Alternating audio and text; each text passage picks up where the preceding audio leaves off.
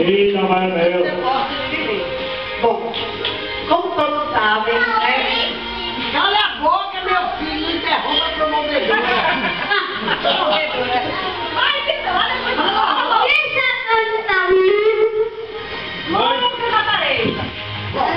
como todos sabem, né? Essa brincadeira é para homenagear a nossa querida Santa. Tá me ouvindo, né, Santa? E para isso, a gente fez aqui uma simples e singela homenagem para você, que merece, que é a matriarca dessa família tão maravilhosa. Bom, entregamos a você um espaço que retrata mais do que o nosso carinho. Ele simplesmente foi reformulado pensando no seu bem-estar e no prazer que você terá ao passar seus vários e muitos momentos felizes aqui. Este pequeno pedaço do céu pode significar para muitos apenas paredes pintadas e algumas plantas no chão.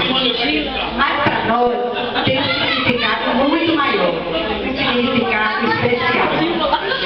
Ele é seu canto para seus momentos de reflexão, para que você possa se sentir mais perto da natureza, aqui mesmo dentro da sua casa. Tenha certeza, povo, que cada pedra, cada muda, cada vaso, ou cada mimo entregue aqui hoje por sua família e por seus amigos, tem um valor que nem todas as calculadoras do mundo poderão calcular.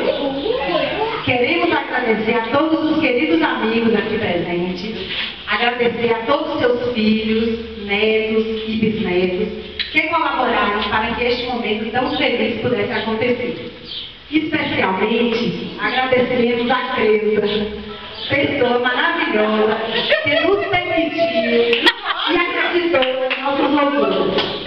Em momento nenhum, mediu esforços para concretizar a realização desse lugar tão maravilhoso.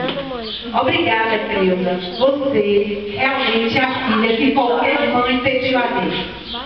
A Gina e a Val, e Deus mesmo, seria impossível trocar uma flor. Obrigada, Val, pelo lindo mergolado. Ficou show de bola.